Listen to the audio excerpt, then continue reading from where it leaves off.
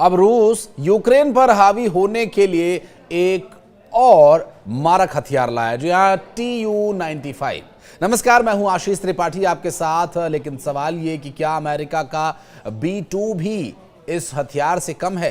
दरअसल पुतिन का एक खतरनाक हथियार, जिसकी हम चर्चा करेंगे इस वीडियो में।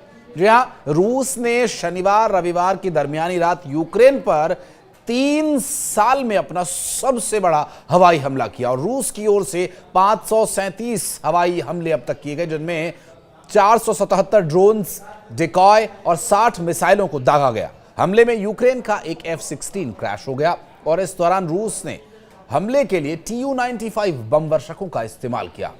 रूस के मरमंस्क ओब्लास्ट के ओलेन्या सैन्य हवाई अड्डे से 3 Tu-95 बम वर्षकों ने उड़ान भरी और क्रूज मिसाइलों के साथ ड्रोन हमलों की बौछार की गई, जिससे यूक्रेन के पश्चिमी क्षेत्रों सहित पूरे देश में हवाई हमले के सायरन बज उठे।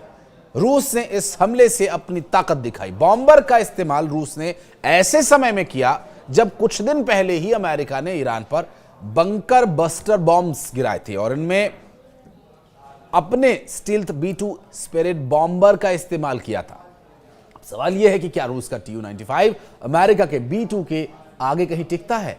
Tu-95, जिसे नाटो बियर कहता है, 1950 यानी 1950 के दशक का ये टर्बोप्रॉप बम वर्षक है। दरअसल टर्बोप्रॉप एक तरह का एक विमान इंजन होता है जो प्रोपेलर को घुमाने के लिए गैस टर्बाइन इंजन का इस्तेमाल करते हैं। बॉम्बर 4 कुज्नेत्सोव NK-12 इंजन के लिए काम करता है, उसी के जरिए उड़ान भरता है और यह दुनिया का सबसे तेज टर्बोप्रॉप विमान माना जाता है, जिसकी गति 925 किलोमीटर प्रति घंटे की रफ्तार से होती है। इसकी रेंज की यदि बात करें तो 15,000 किलोमीटर तक की ये उड़ान भर सकता है एक बार में और इसे लंबी दूरी के हमलों के मिशन में अंजाम देने के लिए इसे बेहतर बनाया है।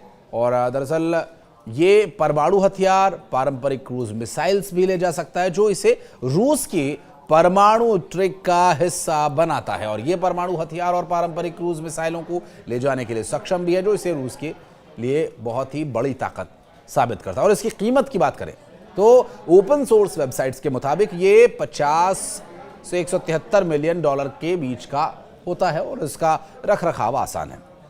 50, 100 फिर 173, तो इसकी इक्विपमेंट्स और जो इसकी एक्सेसरीज हैं वो जितना जुड़ती जाएंगी तो उसी के हिसाब से इसका प्राइस रहता है बहरहाल। और इसे इस्तेमाल करने वाले इसके बारे में बहुत सारी बातें करते हैं।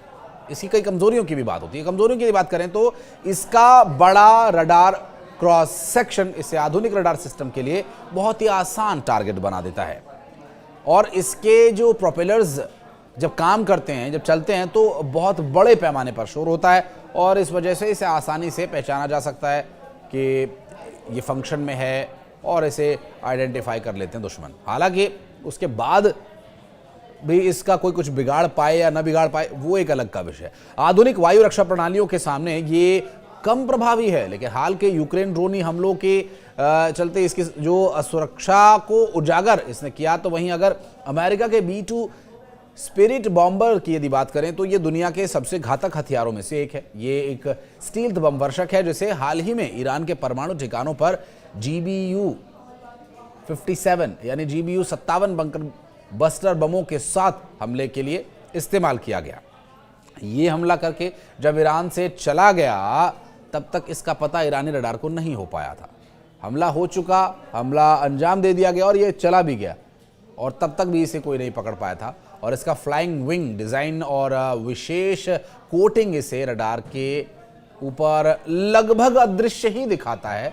किसी बहुत छोटे ड्रोन की तरह अगर पकड़ भी लिया किसी वजह से B2 को रडार ने, तो बहुत छोटा ड्रोन वो प्रतीत होगा रडार पर, लेकिन असल में बहुत बड़ा ही रडार पर ये किसी चिड़िया मात्र की तरह दिखाई देता है या बहुत छोटा कोई ड्रोन, कोई कैमरा ड्रोन जो बहुत छोटी साइज में हो, इस तरह का इसे रडार पकड़ सकते हैं। और इसकी कई खासियत हैं और जिसका अभी जिक्र करना यहाँ ज़रूरी हो जाता है। दरअसल इसका रडार जो होता है वो क्रॉस सेक्शन न्यूनतम है, जो इसे दुनिया में किसी भी देश में जाने के लिए सबसे अच्छा बनाता है। और आपको बता दें कि Tu-95 की जो रेंज है जहां 15,000 किलोमीटर, तो वहीं B2 एक बार में 11,000 किलोमीटर तक जा सकता है। हवाई रिफ्यूलिंग के साथ ये और बढ़ भी सकता है। 14,000 किलोग्राम के बंकर बस्टर बॉम्ब्स को ये ले जाने में सक्षम है। उन्नत एवियोनिक्स और सेंसर्स इसे और भी बेहतर बनाते हैं अलग अलग मौसम के हिसाब से। और किसी सफेद हाथी से ये कम नहीं है, क्योंकि हर एक B2 विमान के लिए $2 बिलियन देने पड़ते हैं। इसके अलावा बहुत जटिल रखरखाव इसे सीमित उपयोग तक ले जाता है। ईरान जैसे गहरे अंडरग्राउंड ठिकानों को नष्ट करना इसके लिए चुनौतीपूर्ण कई बार हो जाता है।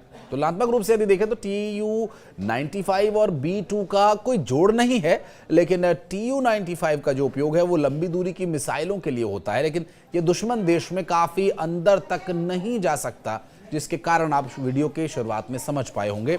लेकिन जो नहीं समझ पाए उन्हें बता दें कि इसके तबाह होने का खतरा बहुत ज्यादा रहता है, क्योंकि बहुत आवाज करता है, रडार पर दिखता है, तो स्वाभाविक है कि B2 के मुकाबले ये ज्यादा खतरा मोल लेता है हमलावर के लिए। तो वहीं B2 गुप्त मिशंस के लिए डिजाइन किया गया है, जो किन किन परिस्थितियों में काम कर सकता है, किस तरह से काम कर सकता है, इसकी एक बहुत लंबी फहरिस्त है। अगर आप B2 पर एक स्पेशलाइज्ड या अलग से कोई डेडिकेटेड वीडियो चाहते हैं तो कमेंट सेक्शन में जरूर अपनी रिक्वेस्ट दीजिएगा।